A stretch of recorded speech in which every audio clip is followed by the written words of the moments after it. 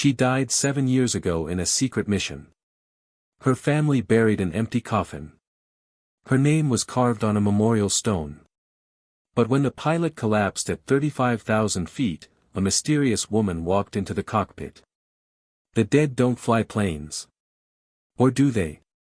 Before you watch full story, comment below from which country are you watching. Don't forget to subscribe for more amazing stories. The memorial stone in Arlington National Cemetery read, Captain Emma Reyes, 1989 to 2018, United States Air Force, gone but never forgotten. Every year on March 3, her squadron gathered around that stone to honor her memory. They would stand in perfect formation, salute the empty sky, and remember the pilot who vanished during a classified mission over hostile territory. Emma's mother, Maria Reyes, visited the grave every Sunday morning. She brought fresh flowers and talked to the stone as if her daughter could hear her. Emma's father, retired Colonel Richard Reyes, kept his daughter's flight helmet on his desk at home. Her younger sister, Sophia, now 25 years old, wore Emma's silver bracelet every single day. The family had buried an empty coffin 7 years ago. The military told them that Captain Emma Reyes had died during Operation Desert Shadow, a mission so secret that even her family could never know the details. They said her body was not recovered. They said she died serving her country. They said she was a hero. But Emma Reyes was not dead. At this exact moment, on March 3, 2025, Emma was sitting in seat 18C aboard Pacific Airlines Flight 629, traveling from Seattle to Miami.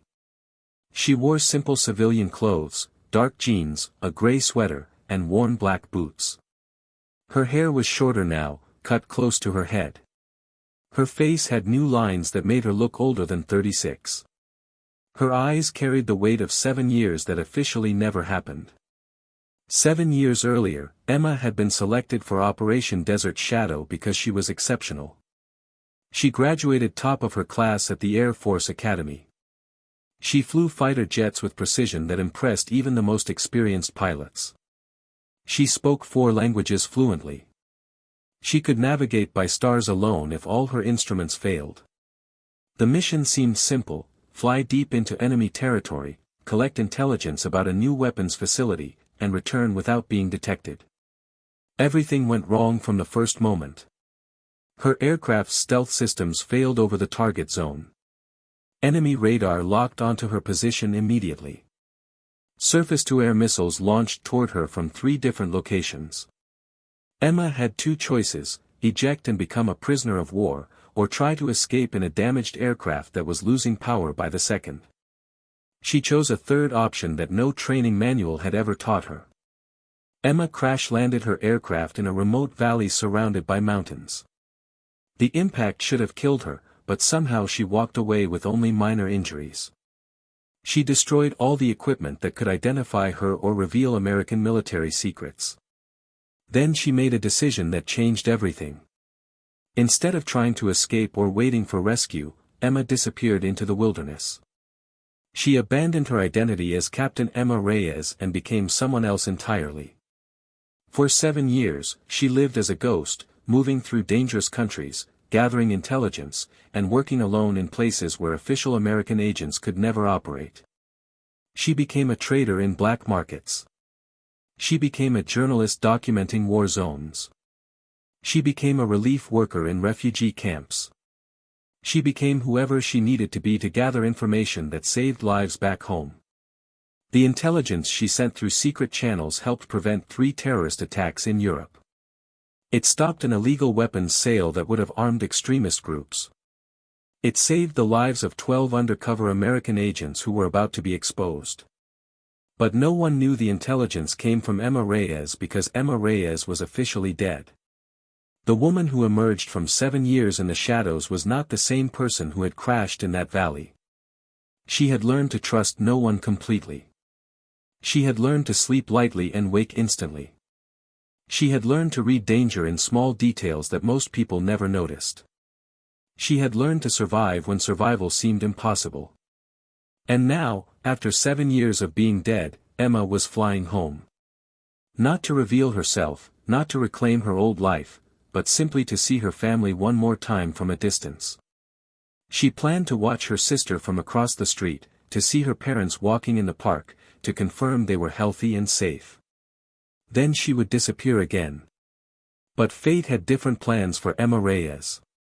Captain Michael Torres had been flying commercial aircraft for 22 years without a single serious incident. At 54 years old, he was considered one of the most reliable pilots at Pacific Airlines. He had logged over 15,000 flight hours and had trained dozens of younger pilots. But at 2:34 p.m. Eastern Time, somewhere over Tennessee, Captain Torres suddenly felt a crushing pain in his chest. His left arm went numb. His vision blurred at the edges. He tried to speak but only a gasp came out. First Officer Jessica Kim noticed immediately when Captain Torres slumped forward in his seat. "Captain Torres. Captain, can you hear me?" She grabbed his shoulder and shook him gently, but he did not respond. The Boeing 737 continued flying on autopilot, but Jessica knew that autopilot could not handle every situation. If they encountered severe weather or needed to make emergency maneuvers, she would be alone. And while she was fully qualified to fly the aircraft, she had never been the sole pilot of a commercial flight carrying 214 passengers. Jessica's hands shook slightly as she pressed the button for the cabin intercom. "Ladies and gentlemen, this is First Officer Kim speaking. We are experiencing a medical emergency with our captain. If there is a doctor on board, please identify yourself to the flight attendants immediately. Please remain calm and stay in your seats." In the passenger cabin, people looked at each other with worried expressions. Some whispered nervously.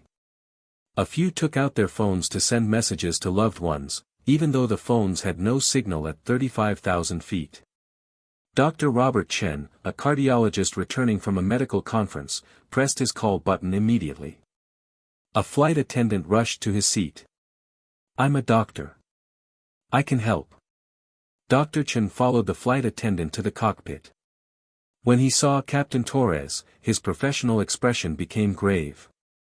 He checked the captain's pulse, examined his eyes, and listened to his breathing. Then he looked at Jessica with concern. "He's having a serious heart attack. His condition is critical. He needs emergency treatment immediately, but I can only do basic care here. He needs a hospital." Jessica nodded, trying to keep her voice steady. "How long does he have?" "That depends on many factors," Dr. Chen said carefully. "But the sooner we land, the better his chances." Jessica calculated quickly. They were still 90 minutes from Miami. There were closer airports, but landing at an unfamiliar airport during an emergency was risky. She needed to decide fast. She reached for the radio to contact air traffic control. "Mayday, Mayday, Mayday. This is Pacific 629. We have a pilot incapacitation. Requesting immediate assistance and clearance to nearest suitable airport." The response came within seconds. "Pacific 629, this is Atlanta Center. We copy your emergency. What is your current situation?" "Atlanta Center, we have one pilot down with cardiac emergency. I am First Officer Kim. I am qualified to fly this aircraft, but I will need full support for emergency approach and landing procedures." "Pacific 629, we understand. We are clearing traffic and preparing emergency services. Stand by for instructions." As Jessica spoke to air traffic control, she did not notice the cockpit door opening behind her. She did not see the woman who moved silently past the flight attendants. She did not realize anyone had entered until she heard a calm voice say, "First Officer Kim, I can help you." Jessica spun around in shock. Standing in the cockpit was a woman in civilian clothes with short dark hair and intense eyes that seemed to take in every detail of the instrument panel in a single glance. "Who are you?" Jessica demanded. "How did you get in here? This area is restricted." The woman stepped forward with quiet confidence. "My name is Emma Reyes. I'm a pilot. Military trained. I know this is strange, but right now we don't have time for explanations. You have 214 people depending on you, and your captain is dying. I can help. Jessica stared at this stranger who claimed to be a pilot. Everything about this situation violated every rule and procedure she had been taught. Passengers were never allowed in the cockpit during flight. Unknown individuals claiming to be pilots could be hijackers or mentally unstable. But something about this woman's calm demeanor and the way she looked at the instruments made Jessica hesitate. I need to see identification, Jessica said firmly. I need proof that you're qualified before I can let you anywhere near these controls. There's no time for that, Emma replied. Her voice carried an authority that made Jessica pause. Look at your weather radar. See that storm system moving in from the west? It's going to complicate your emergency landing. Your fuel state is getting lower. Your captain needs immediate medical care. Every second we spend arguing is a second we don't have. Despite herself, Jessica glanced at the weather display. Emma was right. A large storm system was approaching their flight path, something that would make an emergency landing much more difficult. How could a passenger know to check that? Emma moved to the jump seat behind the captain's position and began scanning the instruments with practiced efficiency. Boeing 737-800, correct? I see you're at flight level 350, airspeed 470 knots, approximately 140 miles from Atlanta. What's your fuel state? The precision of Emma's assessment sent a chill down Jessica's spine. This was not casual passenger curiosity. This was professional pilot evaluation. I can't just let a stranger take control of this aircraft, Jessica said, but her voice had less certainty now. There are regulations. There are procedures. The FAA has rules about who can operate in the cockpit. The regulations assume your captain is conscious, Emma said quietly. They assume you have qualified help available. Right now, I'm the most qualified person on this aircraft, and I'm offering to help. You don't have to let me fly. But let me assist you. Let me be your co-pilot until we get these people safely on the ground. Jessica made a decision that went against every regulation she knew. Maybe it was the confidence in Emma's voice. Maybe it was the fear of being completely alone in the cockpit with a dying captain and over 200 passengers depending on her. Maybe it was something in Emma's eyes that told Jessica this woman had faced far worse situations and survived. Okay, Jessica said finally. But if you do anything suspicious, anything at all, I will have you restrained immediately. Understood, Emma replied. She had already begun helping in ways that seemed impossible for a random passenger. Emma contacted air traffic control on a secondary radio frequency to coordinate their emergency descent. She calculated optimal approach paths while accounting for the incoming weather. She monitored Captain Torres's vital signs and gave Dr. Chen suggestions for keeping him stable. She did all of this with a calm efficiency that amazed Jessica. Pacific 629, this is Atlanta approach, the radio crackled. We have emergency equipment standing by and we're clearing all traffic from your path. Can you confirm the qualifications of your emergency pilot? Jessica looked at Emma, who nodded. Atlanta approach, our emergency pilot has extensive military background with experience in similar aircraft types. She is highly qualified. There was a brief pause. Pacific 629, copy that. We're ready to guide you in. Descend and maintain 10,000 feet. As they began their emergency descent, Jessica asked the question that had been bothering her since Emma appeared. Who are you really? What's your military background? For the first time, Emma hesitated. Her hands paused over the instruments and Jessica saw something flicker across her face. Not fear. Something deeper. Sadness mixed with resignation. I was with the 509th Bomb Wing at Whiteman Air Force Base, Emma said quietly. Call sign Phantom. I flew B-2 stealth bombers and other classified aircraft. I was declared killed in action 7 years ago during a classified mission. Jessica's breath caught in her throat. That's impossible. If you were declared dead 7 years ago, how are you here now? It's a long story, Emma said. And right now, we have a plane to land. Pacific 629 descended through layers of clouds toward Atlanta's Hartsfield-Jackson International Airport. Emma had taken the co-pilot's controls with Jessica's permission, and the two women worked together with surprising coordination. Emma's flying skills were extraordinary. She made micro-adjustments to their approach path that compensated for wind shear before it appeared on the instruments. She managed the aircraft's speed and altitude with precision that made the emergency descent look routine. She communicated with air traffic control clearly and professionally while also monitoring a dozen different systems.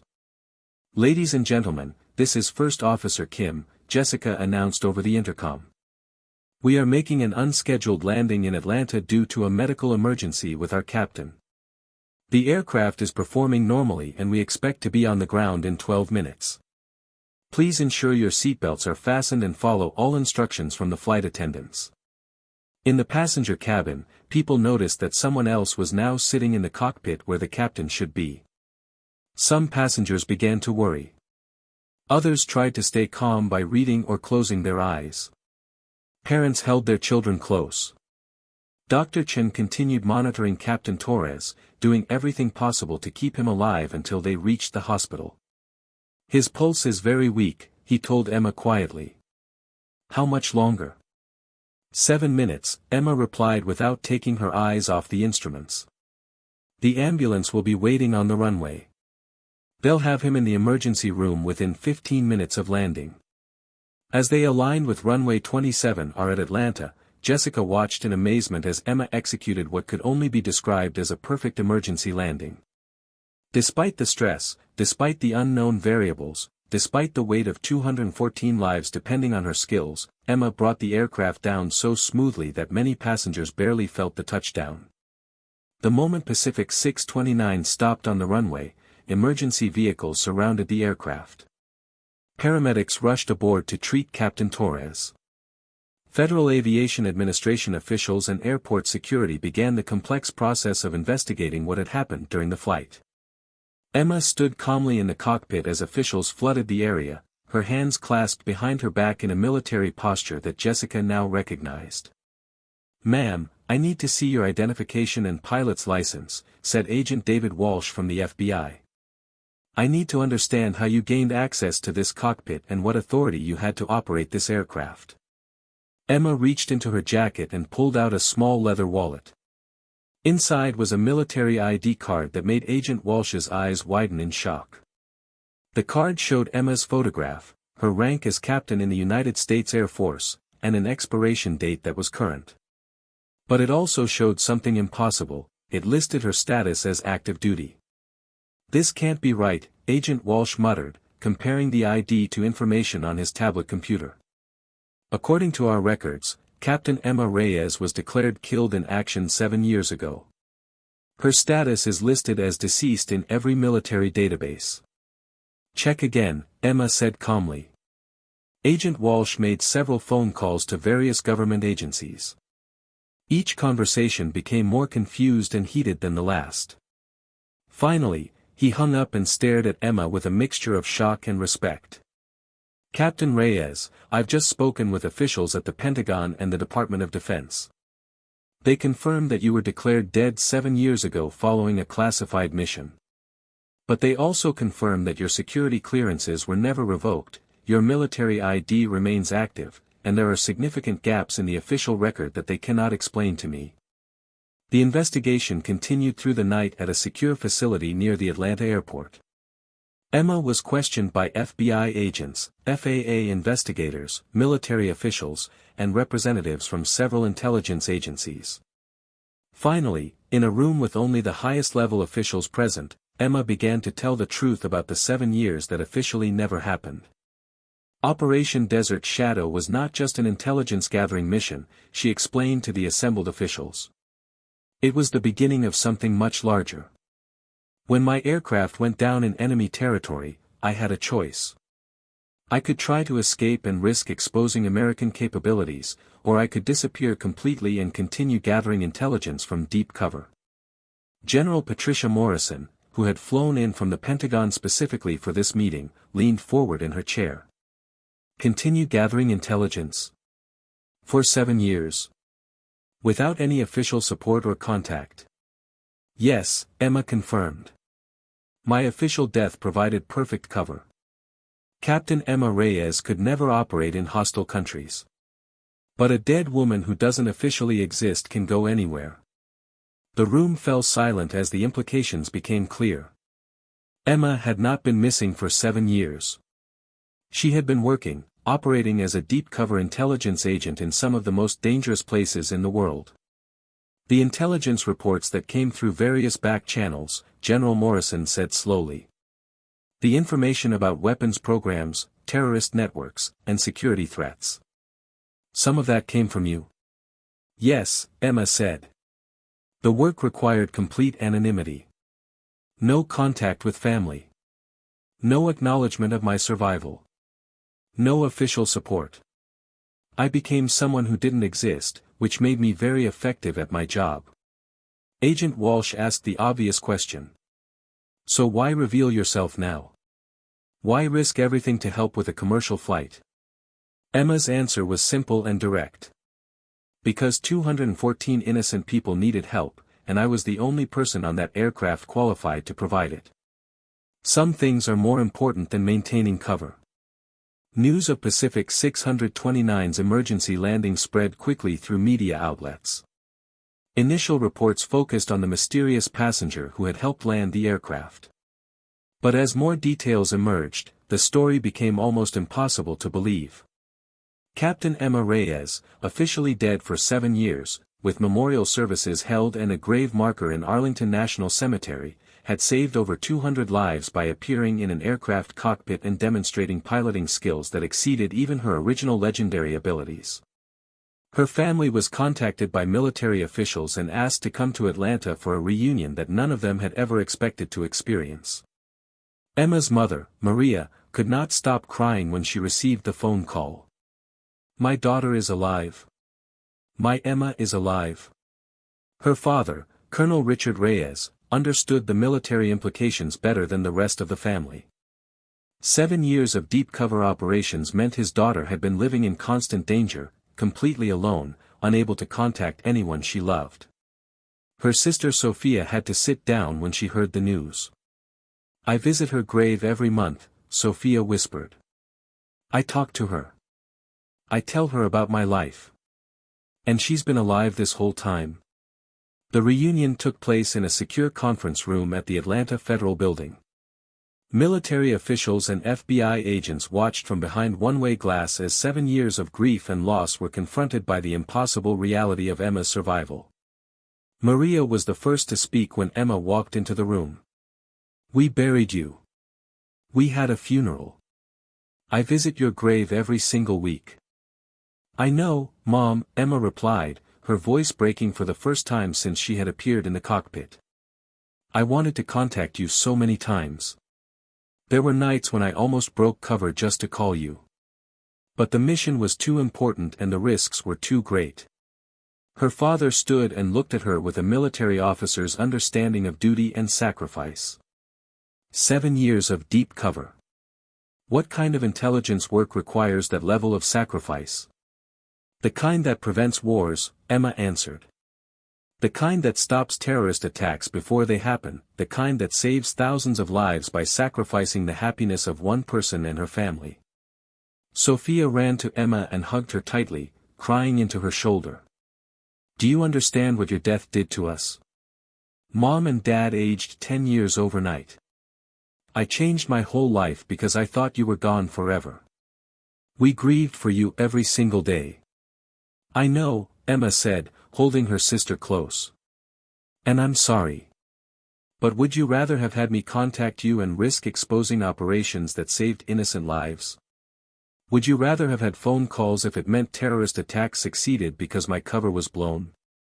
The questions hung in the air without answers because they were the kinds of questions that had no right answers, only necessary choices. While Emma's family struggled with the emotional complexity of her return, federal investigators dealt with their own impossible questions. How does a person who has been dead for 7 years maintain active security clearances? How does someone with no official existence possess current knowledge of commercial aircraft systems? Agent Walsh led a team of investigators who spent days going through classified files and intelligence reports. What they discovered was remarkable.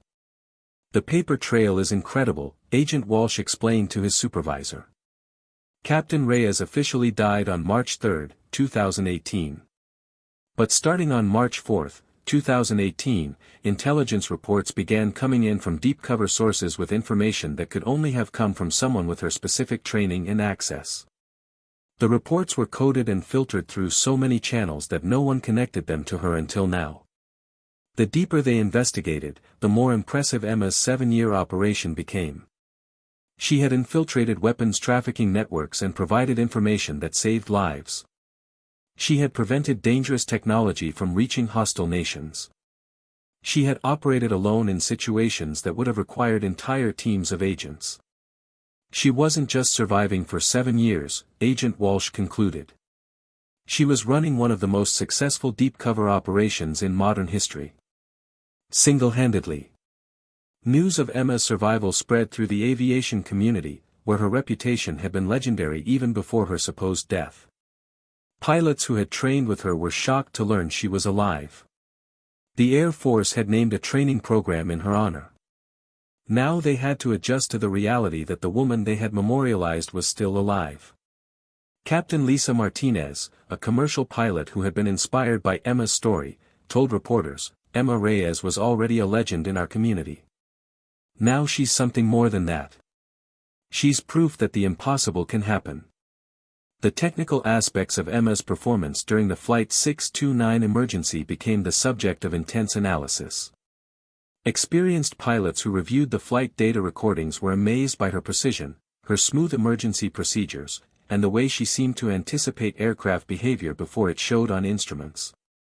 Her skills were always exceptional, said Colonel James Burton, her former commanding officer.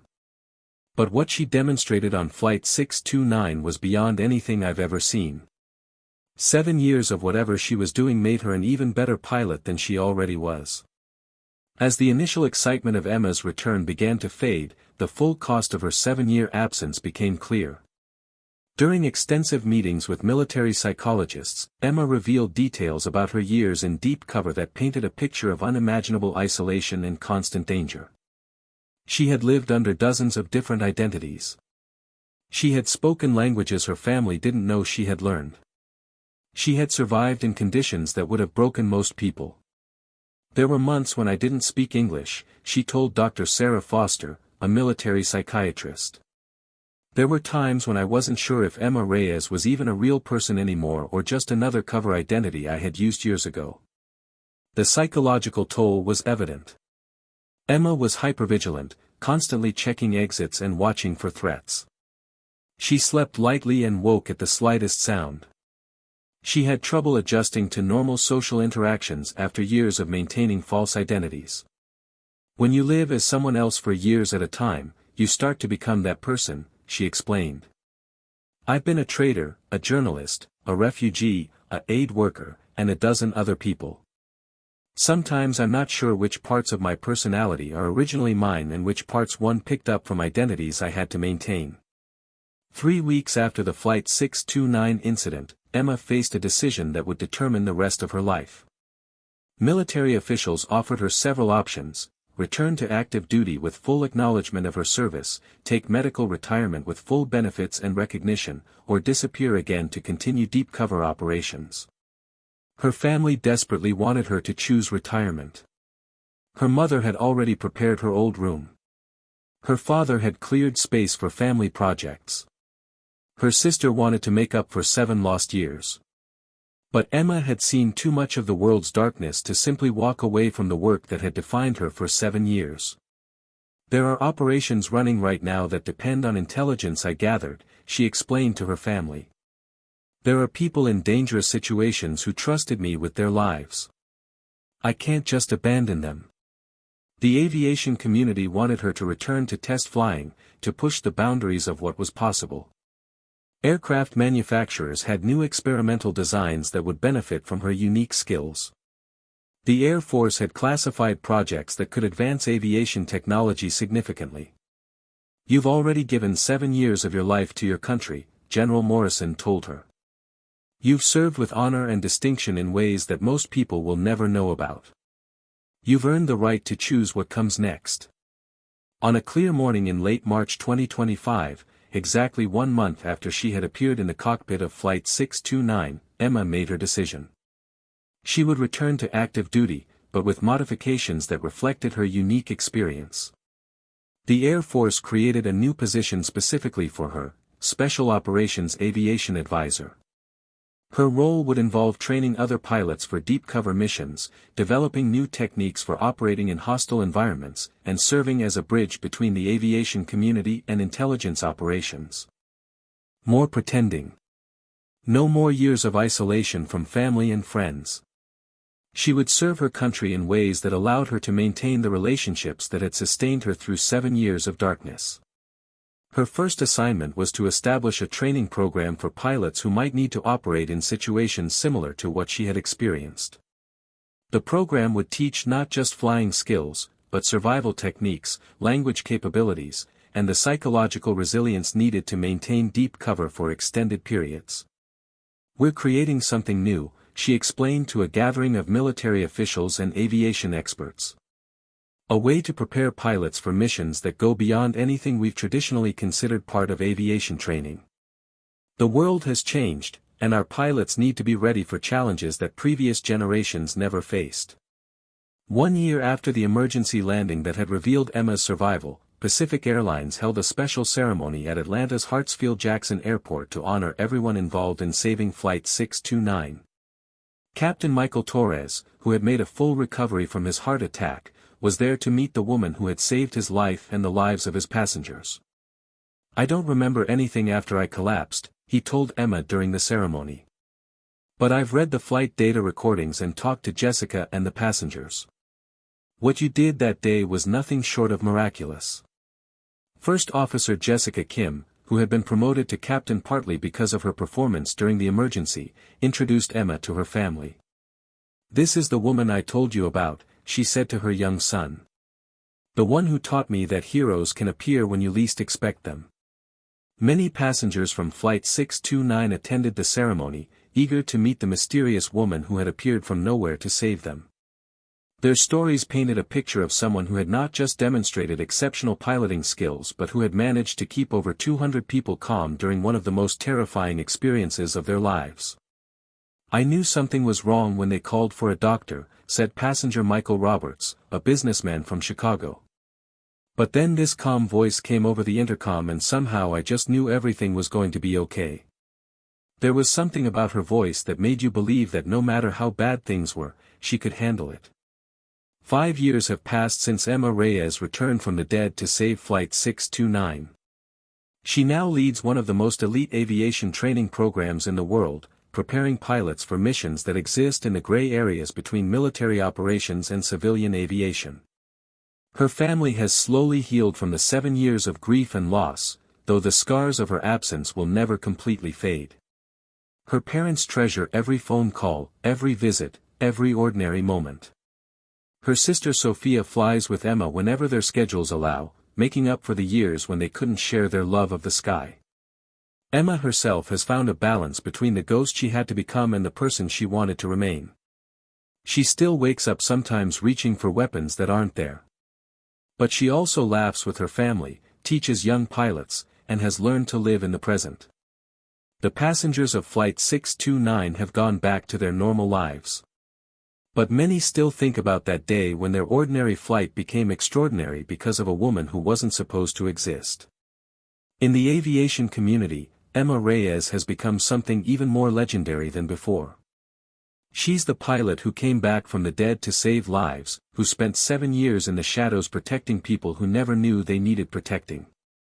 Flight 629 landed safely on March 3, 2025, because a ghost decided to become human again. Captain Emma Reyes, call sign Phantom, flew her last mission as a ghost that day. But her first mission as a hero who chooses to be seen began the moment she walked into that cockpit and decided that 214 lives were more important than 7 years of careful invisibility. The ghost came home, and in coming home, she saved everyone.